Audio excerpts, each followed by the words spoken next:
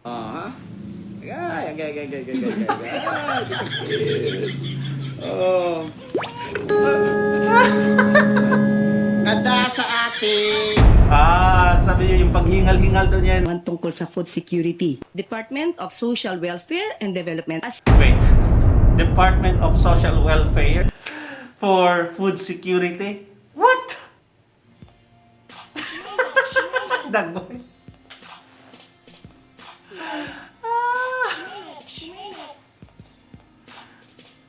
Hello mga kadunatics! Natatandaan nyo ba nung nakarang araw, nag-viral si Kerwin Espinosa, ang self-proclaimed drug lord? Bakit? Binaril. At ang daming nagsasabi na scripted lang daw. Even Congressman Richard Gomez sinabi na scripted at hindi paniniwalaan ang self-proclaimed drug lord. Kasi ang nangyari is parang ibinintang niya kay Richard Gomez ang nangyari sa kanya. Well mga kadunatics, pagkatapos ng nangyari, humingi ng tulong kay BBM, humingi ng tulong kay Romualdez, at natatandaan nyo ba, during Tatay Digong's time, ipinakulong tong si Kerwin Espinosa. Ang nangyari mga kadunatics, ipinilaya ni BBM. Alam na, di ba? Ngayon mga kadunatics, nag-viral siya. Bakit? May video na naman siyang bago. At dito, isiniwalat niya na scripted lang. While I'm saying scripted yung paghingal niya. Di ba? Before siya in-interview ng isang media, humihingal siya. Parang mamamatay ng mga kadunatics. Nung dumating ang media, normal na normal yung dating. Oy, yabag ka? Yabag ka nga, mayroon kang scripted. Dito, isiniwalat niya, scripted lang niya. At halata namang scripted yun, di ba? Ngayon, nag-viral mga kadunatics, may pasayaw-sayaw pang tiyonggo. Ganito ang attitude sa lahat ng mga kalyado ni BBM at ni Tamba Romualdez. Di ba? Isang pattern lang. Kabalastugan. Halos lahat, di ba? Panoorin natin ang video mga kadunatics. Ha? Ay. Oh. Ganda sa atin. Sabi niyo yung paghingal-hingal doon yan, na-prank lang daw kayo. Nadala sa attic.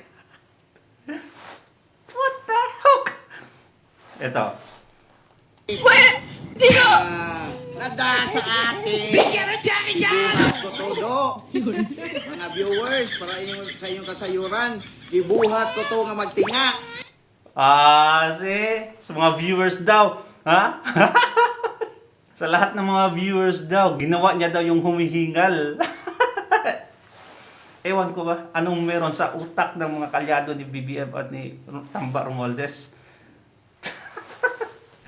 Go. Pagkahibaw na ko nga sa ko ang intel sad.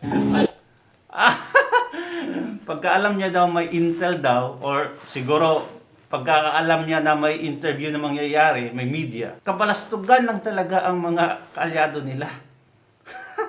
Pag ito, Leyte, kasi tatakbo tong pagka-mayor sa Leyte. Ewan ko kung mananalo talaga to. Pero kung sino mang boboto nito, nako, wala kayong pinagkakaiba ni Kerwin. Ay, nako, ito, sinasayawan pa tayo. Ito, continuation. 1,700 viewers na. Ha? Unsa na? Be, pakusi ka no, sundon ako. Tanawan ninyo mga viewers. Tanawan ninyo. Ha? Unsa na? Ibat adan. Ibat adan. Ibat adan. Ibat adan. Grabe talaga. Yung sinasabi mo, biblical, tapos yun yung ginagawa mo. Lokong to. Ay, nako naman. Matauhan na sana tayo mga kadunatics kasi ninoloko na lang tayo ng mga taong to. Let's go. Sa? Ibat adan. Ibat adan. Pasensya na mo kay napiktuhan akong bukton. Napiktuhan di pa kay kalihok. Pero ibat adan. Ibat adan. Meow. Gusto ka? Maasar, matalok. Meow. Walay ibat adan.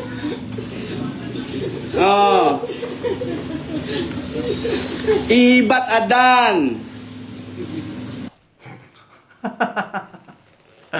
Ay, nako. Yung tatay niya noon, mga kadunatig, isang mayor ng Leyte din, na namatay during sa drug war.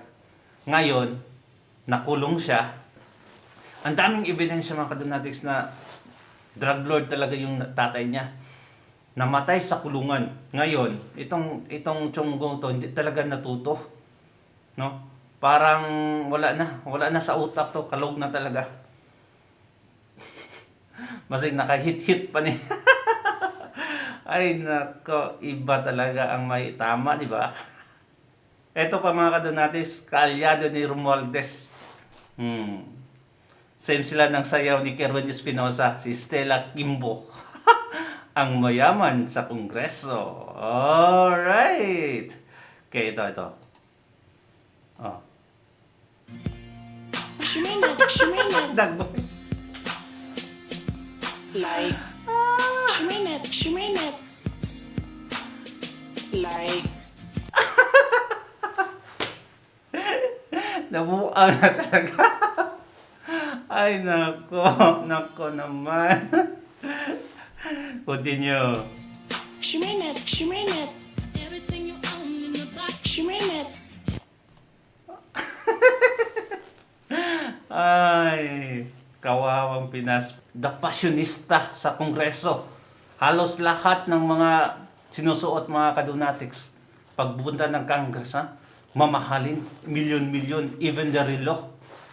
Nasa 4.5 ata yun. Hermes bag, Gucci, and everything. Lahat. Louis Vuitton. Lahat ng mamahalin, mga kadunatics. Noon, nung isang teacher pa lang, napaka-simple. Nung nanalo pagka-congresswoman, biglang boom! Ang nangyayari dito, mga kadunatics, hindi serbisyo ang ginagawa nila, kundi business. Kaya tumatakbo itong mga Chongo to sa politika, mga kadunatics. It's not all about service, it's all about business. Kahit gagasto pa yan sila ng milyon-milyon, titriplehin yung pangurakot nila pag nasa pwesto na sila. Biruin mo, isang senador, some of them, aabot ng 1 billion ang gasto. What? Tapos, magsasahod ka lang ng 100,000, gagawa ka ng batas, billion yung gasto mo. Kaya mangungurakot talaga yan sila, babawi sa nagastos. Well, mga kadunatics, yung pinakapaborito niyong palengkera sa palasyo ay isang vlogger na attorney. Eto, may viral post na naman, mga kadunatics. Etong si Castring, mga kadunatics, palaging nasupalpal sa Net25 na reporter yung babae. Nakalimutan ko yung pangalan niya, pero ang galing niya magtanong. Kung sa panahon niya ni Tatay Digong, itong reporter na to, si Pia Renada, at saka si Doris Bergonia, at yung lalaki na sa GMA, nakalimutan ko. Yan, parang ganon. Pero, yung dalawa na yun, wala yung mga sense. Pero itong reporter na to, ang galing niya talaga. May sense yung mga tanong niya at substance. Tungkol sa food security. Department of Social Welfare and Development, Assistant Secretary Irene Dumlao. Wait, Department of Social Welfare for Food Security? What? Ano nang nangyari sa utak ni Claire Castro? Let's go. ASEC Irene Dumlao at sinagot niya na po ang ibang mga katanungan tungkol sa food security. Binigyan na po tayo kanina po kasi ng pagkakataon na maitanong ang tungkol sa food security. Kasi po yung issue ng food security ay lead agencies Department of Agriculture. Tama po ba? Tama po yan. Hindi po ang Department of Social Welfare and Development. Ang primary mandate po ni Department of Agriculture is palakasin ang sektor ng agrikultura for food security.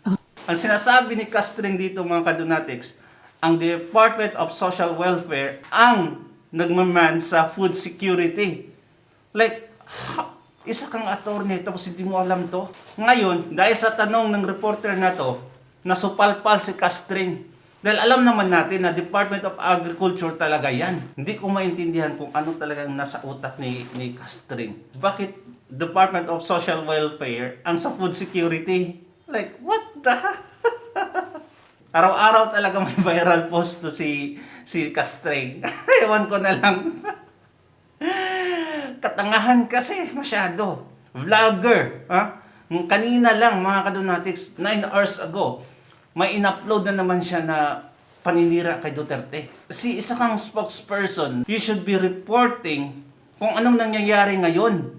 Like mga projects ng BBM administration, kung may problema man or something like that, progress. Pero halos na lang lahat dito yung mga reports niya mga kadonatics, press conference, all about Duterte, even her personal vlog, paninira sa mga Duterte. Napaka-prejudice talaga mga kadonatics.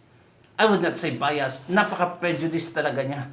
Anyway, thank you so much if you have gotten this far. Please don't forget to subscribe. Bye-bye.